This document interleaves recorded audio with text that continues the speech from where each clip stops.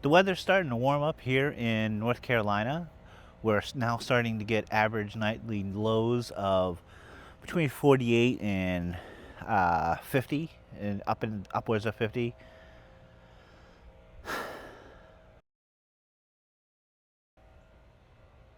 Hi and welcome. My name is Mike. Today we're going to be discussing. No, I don't want to do that. Hello and welcome. No. The highs are now. No. 3, 2, 1. It's a beautiful day here in North Carolina.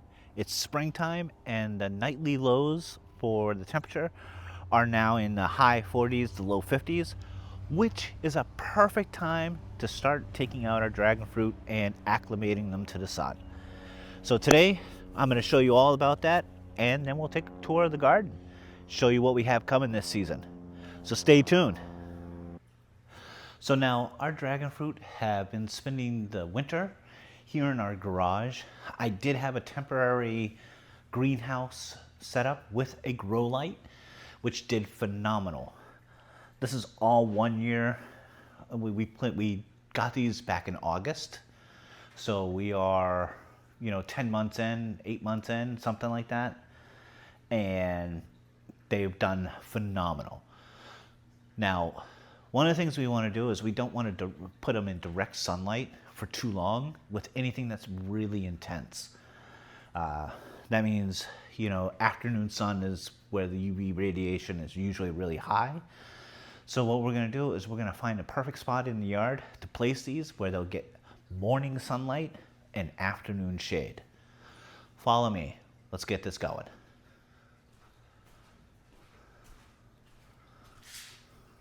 So for today, acclimating our dragon fruit, we're going to be putting them right in here, probably right in this area right here, because this is going to be the most sun, less UV, and it's going to help us acclimate to put it over in the sun area. So let's get started.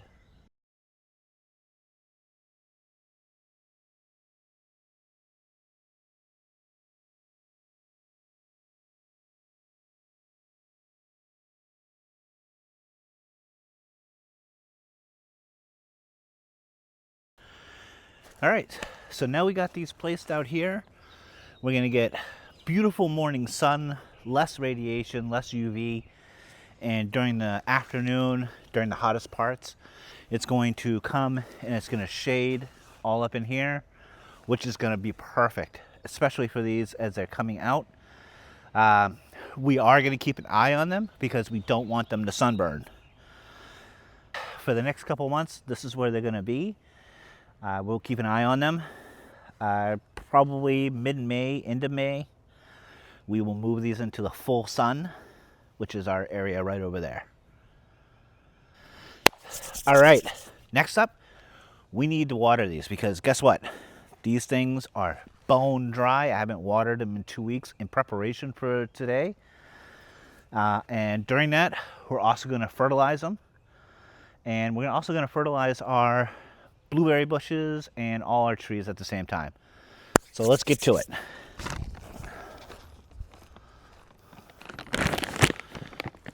So this week, because we're going to do all our trees and plants as well, I'm using a 10-10 blend.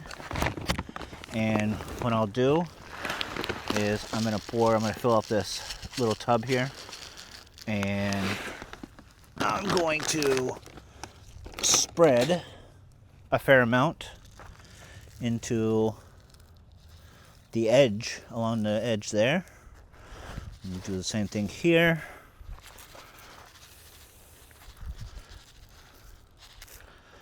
And we're not trying to over fertilize them, but one of these lasts 3 of these plants. Some more. Now we'll fertilize these once a month with a certain fertilizer. This one promotes growth because I want them to grow up, and I want a nice big bushy. Now this one looks like it's going to do the best. It also has the most, so I'm going to give it a little extra. Right. And you can't forget this guy. Let's give him some. And while we're doing it, let's go ahead and get our trees.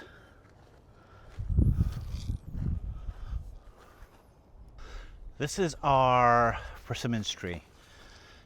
These usually fruit and are the fruit are ripe around September or October. They're big red, and this tree produces an absolute shit ton of them.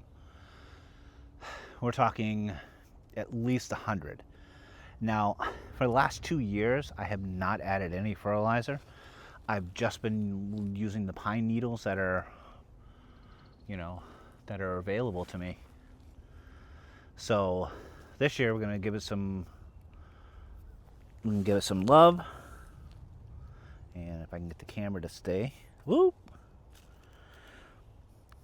This year we're gonna give it some love and sprinkle some fertilizer on it. Some 10-10.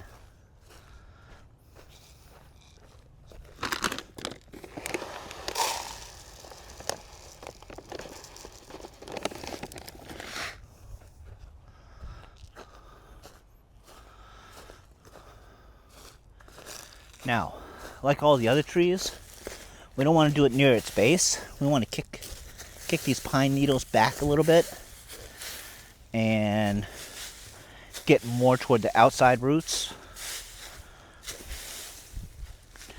And once we have this cleared, once we put down the fertilizer and we get some water on this, then we will cover it back up. So as you can see, I'm pretty far away.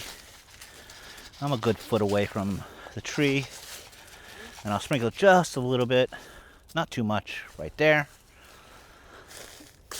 Now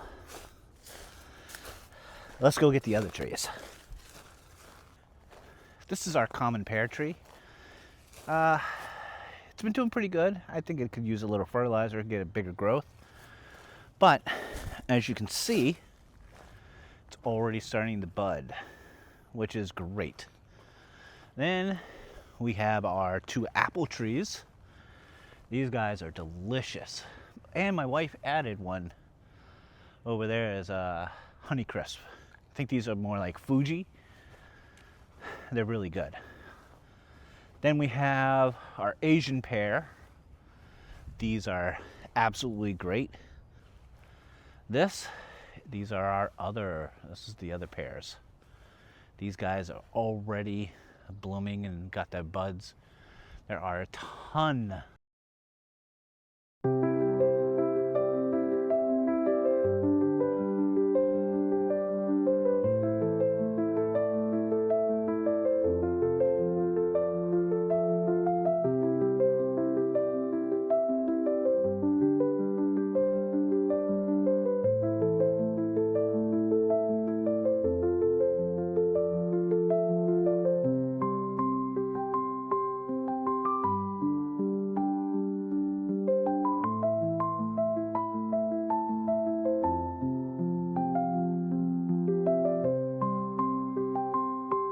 All right, now that we have our dragon fruit watered, we gave it a nice, good, thorough watering. It's time to get the rest of the plants and get all the trees. So, as you watch this and you see me, want you to do me a favor. As a beginner, it means a lot to me if you could comment down below or even like and subscribe. It would mean a lot to me. And next time, we're going to start building a garden for our son who wants to start gardening and learning. Thank you for your time. Have a great day.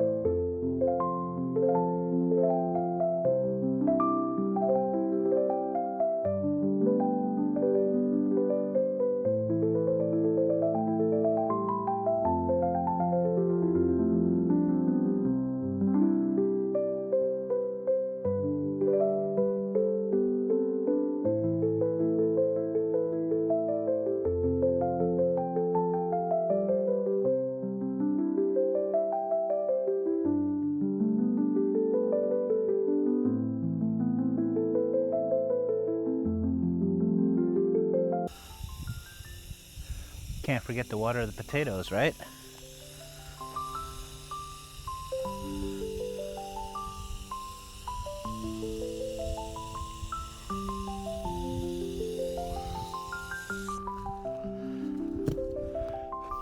Thank you for watching. Have a great day.